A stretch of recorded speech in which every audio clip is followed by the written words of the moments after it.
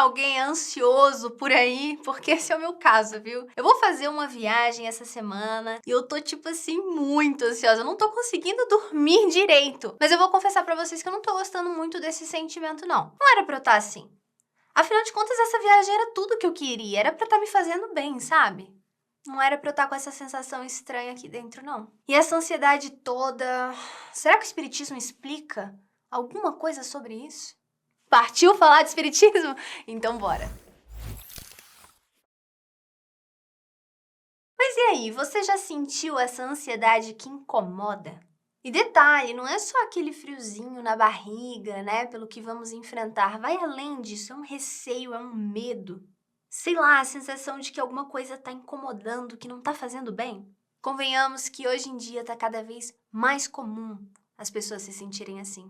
E tá se tornando essa tal de ansiedade uma das nossas maiores inimigas. É porque tem muita gente ansiosa que quer que tudo comece logo, aconteça logo, que antecipar. Saber logo de fato o que vai acontecer, sentir, vivenciar. Mas aí aparece essa sensação de mal-estar físico. Às vezes mental e psíquico, diante de uma coisa que ainda vai acontecer. E detalhe, a gente não sabe como vai ser. Afinal, não temos controle sobre tudo, certo? E aí um sentimento, que podia ser de uma coisa boa, acaba se tornando em algo ruim, porque nos afeta a nossa saúde de diversas maneiras. E aí interfere na nossa vida, inclusive no nosso desempenho nos estudos, no trabalho, na convivência com a família, com os amigos. Galera, isso é muito sério. E é tão sério que tem vários pesquisadores e médicos pesquisando para tentar entender o que acontece com a gente quando entramos com essa situação de ansiedade muito grande. Na nossa correria do dia a dia e no estresse que muitas vezes nós passamos, muitas pessoas acabam atingidas por problemas físicos e emocionais. Muitas vezes sem se dar conta da proporção que isso pode tomar, causando o quê? Sofrimento e dor. E é aí que está o transtorno de ansiedade. Vamos entender que a ansiedade ela tem manifestações e limites naturais, que vão fazer parte da vida da gente. Quando a gente está, por exemplo, esperando uma notícia, uma resposta de alguém, é natural ficar ansioso, né? Convenhamos. É compreensível, faz parte. Mas quando a gente percebe que alguma coisa não tá legal, que o nosso físico começa a sofrer, se a nossa mente, os nossos pensamentos se tornam pesados, aí tá na hora de buscar ajuda. Mas qual é a causa disso e como ajudar uma pessoa que está passando por isso? E afinal, como é que a nossa doutrina amada pode nos ajudar a cuidar dessa ansiedade? Quando nós vamos estudar a doutrina espírita, encontramos diversas questões que causam a ansiedade e também formas de lidar com isso. Em vários livros psicografados pelo Chico Xavier, nós vamos ver histórias reais de espíritos que estão lidando com determinadas situações em decorrência de suas vidas passadas. Então, de cara, acreditar no princípio da reencarnação, na lei de causa e efeito, na nossa liberdade de escolha, ou seja, no nosso livre-arbítrio, nos faz enxergar os acontecimentos da nossa vida sobre uma outra ótica, de um outro ponto de vista. Vocês querem ver um exemplo? Tem pessoas, por exemplo, que ficam muito ansiosas antes de viajar de avião. E detalhe, muitas nem sabem explicar por quê, mas é como se elas sofressem com isso. Algumas precisam até tomar calmante para conseguir embarcar. Essa ansiedade toda, às vezes vinculada ao sentimento de medo, pode ter ligação com alguma situação vivida numa vida anterior. E aí o que acontece? Ela não lembra, mas está registrada no seu perispírito. E aí quando ela vai viver uma situação parecida, parece que ela retoma aquelas sensações. Então, se essa pessoa não encontra uma causa atual, ou seja, uma resposta para todo esse pânico, ela pode sim procurar um profissional. E com a ajuda desse profissional, ela vai tratar dessa questão no seu íntimo. E claro que é um processo, mas sendo tratado, talvez ela consiga superar esse problema. Afinal de contas, ninguém merece ficar passando por isso toda vez que for precisar viajar de avião, não é mesmo? Lá no capítulo 5 do Evangelho segundo o Espiritismo, intitulado Bem-aventurados os aflitos, Kardec nos explica que as causas das nossas aflições podem estar na vida presente ou em vidas anteriores. E detalhe, é sempre consequência das nossas próprias atitudes. Quantas doenças, por exemplo, não têm sua origem nos nossos excessos?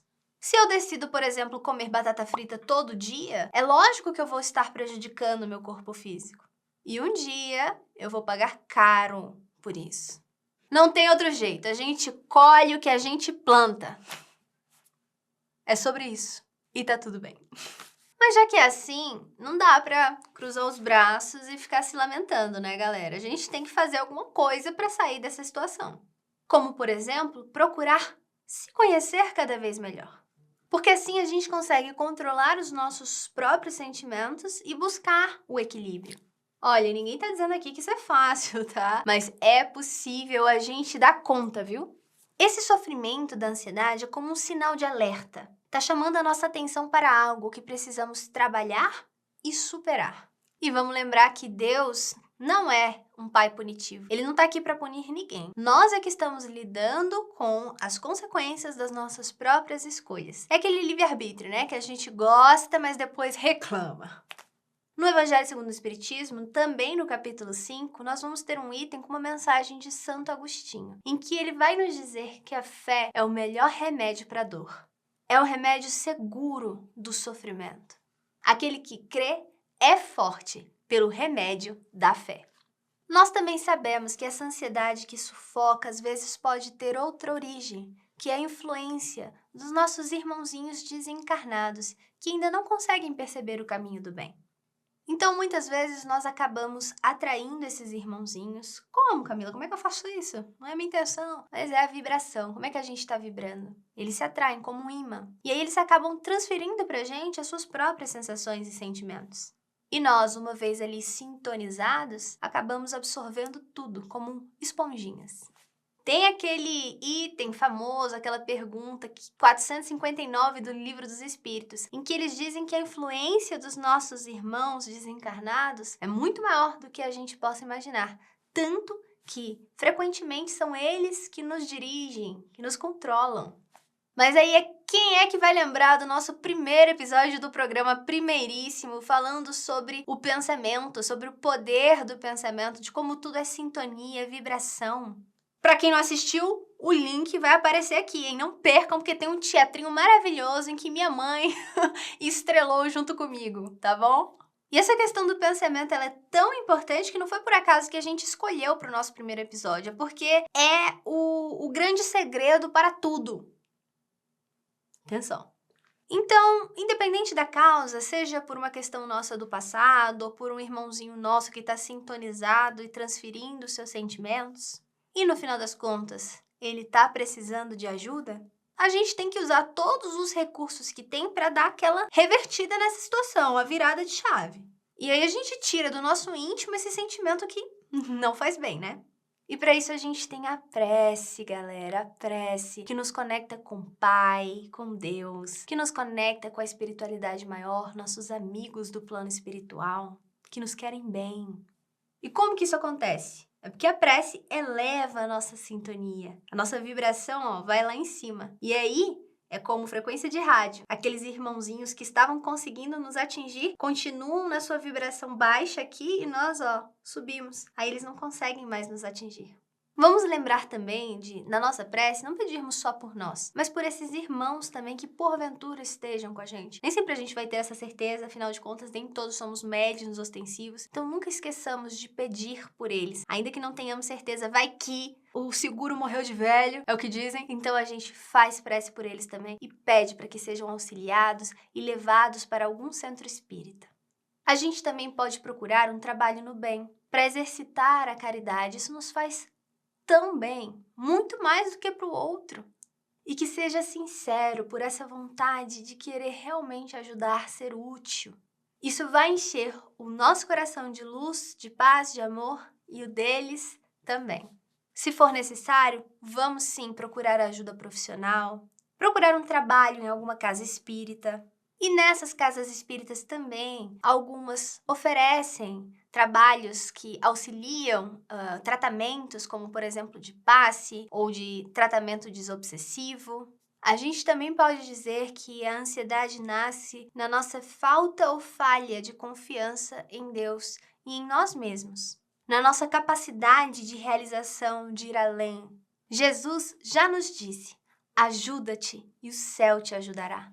Ou seja, vamos confiar na providência divina e ao mesmo tempo fazer tudo o que estiver ao nosso alcance. Assim, venceremos a ansiedade. Só fica ansioso, continua na ansiedade aquele que duvida. Por quê? Porque a dúvida gera incerteza e a incerteza é que gera ansiedade. Como vai ser? Essa é a pergunta que fica naqueles que têm esse sentimento. O espírito Joana de Ângeles nos diz, abre aspas, o distúrbio está enraizado no ser que desconsiderou as soberanas leis e reencarna com predisposição fisiológica, imprimindo nos genes a necessidade de reparação dos delitos passados.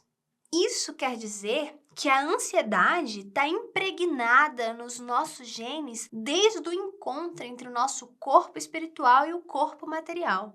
E não é por acaso, tem a ver com vidas passadas, desordens que aconteceram por lá. E que acaba sendo aflorada nessa vida por algum gatilho.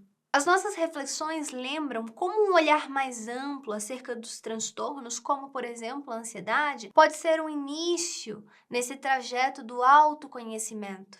E dar aquela despertada na gente, sabe? Aquele link de, poxa, deixa eu cuidar aqui do meu corpo, do meu espírito, do meu psicológico, do meu emocional. E não nos enganemos, o espiritismo tem um papel fundamental no tratamento e cura da ansiedade. Porque ele pode nos fazer enxergar o quanto somos fortes para vencer as dificuldades, recuperar a nossa paz e viver tranquilamente. Vamos buscar o nosso crescimento espiritual e ver como tudo passa. Bora vigiar, hein? Nossos pensamentos e atitudes. Eles determinam as nossas companhias. Então partiu? Te encontro segunda-feira que vem, às 19 horas, para mais um Partiu Falar de Espiritismo. Tchau, tchau!